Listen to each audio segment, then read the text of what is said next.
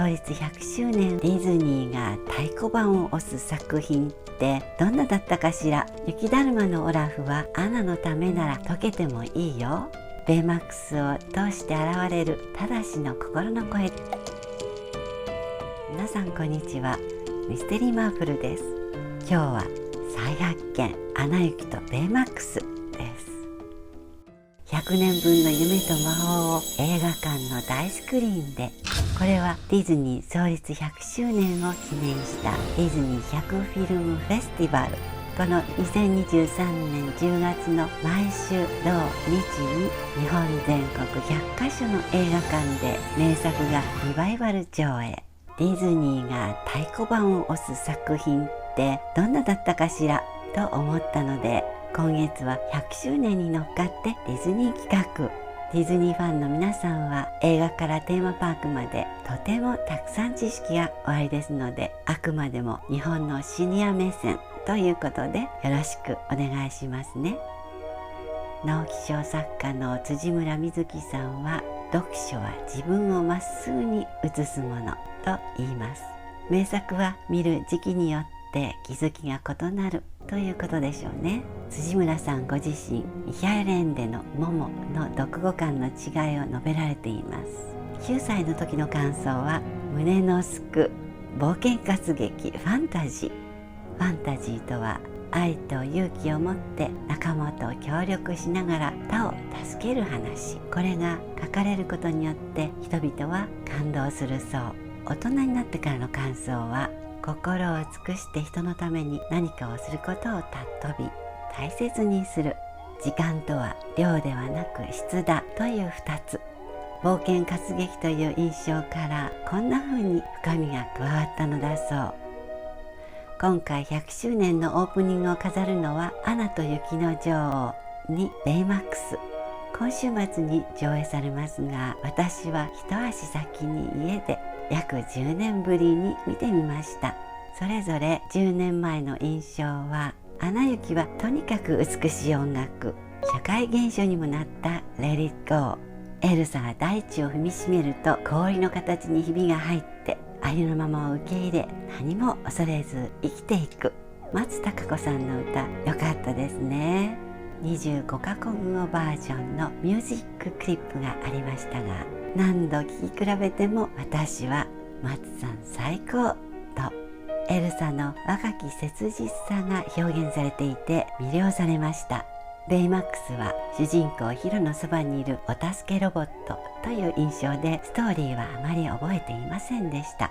ただ白くて大きくて優しそうで、ラインスタンプはお気に入りで使っていたのですけれども、見返したアナ雪はやはり感想がだいぶ深まりました。物語の終盤、エルサの氷の一撃がアナの心臓近くに刺さります。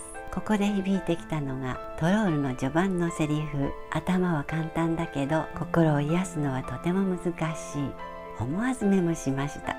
やがて凍った心を溶かせるのは真実の愛ということになり、私はここで婚約者ハンス王子のキスね、そして助かるのね。ところがハンス王子は直前になって裏切ります。あらあら、これは新しいおとぎ話の展開。愛って何？とアナ。そこに登場するのが今回私が見直したオラフ。雪だるまのオラフは身も心も凍えそうなアナを暖炉のそばへ連れてきて火をつけました。溶けてしまうことを心配するアナに、アナのためなら溶けてもいいよ。そして愛が何かわからないと嘆き悲しむアナに、僕わかる。愛っていうのは自分より人のことを大切に思うことだよ。結末は控えますが、真実の愛が王子様の愛ではなくシスターフットの愛だった点も再発見でした。次に見返したベイマックス。ベイマックスの顔は日本の鈴がモチーフだそう。感想は何と言ってもただし、天才の主人公ヒロの兄で心優しいケアロボットベイマックスの開発者。他を傷つけずたくさんのために働いてね、役に立ってねというただしの愛がこのアニメ全体に流れていることがしっかりわかりました。その愛あるセリフを3つ。1、いつになったら賢い頭で意味のあることをするんだ。両親は亡くなっているので、ただしはヒロの親代わり。優れた頭脳を持ちながらロボット工学の未来を切り開くという科学の本当の楽しさを知らないヒロ。くすぶっているのがもどかしいただしです。2、俺は信じているからな。みんなの役に立つようになるんだぞ。これはベイマックス制作過程のただしのセリフ。後のヒロにも響きます。3、人を傷つけるようにはできないようになっています。僕にも言わせて。人を傷つけるようにはできないようになっています。ただしの敵を撃つため、ヒロが戦闘用ロボットに改造しようとした時のベイマックスのセリフですが、設計したのはただしなので、ベイマックスを通して現れるただしの心の声でもあります。ちなみに今回面白いことを知りました。このただし役の声優が小泉孝太郎さんだったこと。インタビューによると、お父様の小泉元首相、映画が公開されるとすぐに見に行き、映画館で泣いたそう。いい作品だなと言って、私も物語の深い感動にびっくり。また途中と最後に流れたロック、私この年でこういう音楽も大好き。フォールアウトボーイのインモータルズですが、とにかくかっこよくて再発見。リバイバル上映感動したので、ぜひもう一度。まだ小さかったので、今度は映画館の臨場感を味わいたい。そんな見方もいいですね。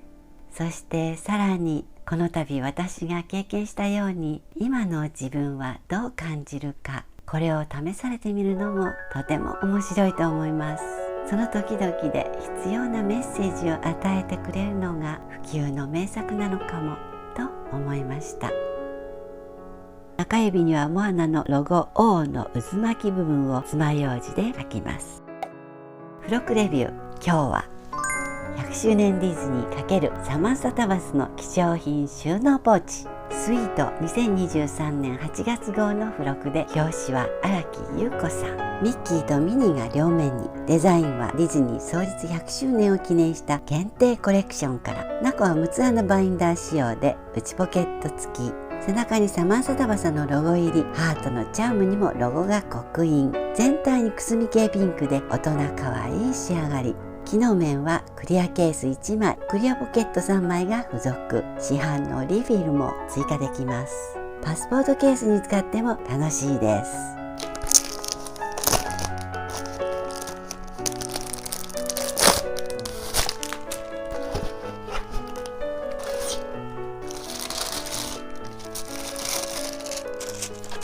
あ、かわいい。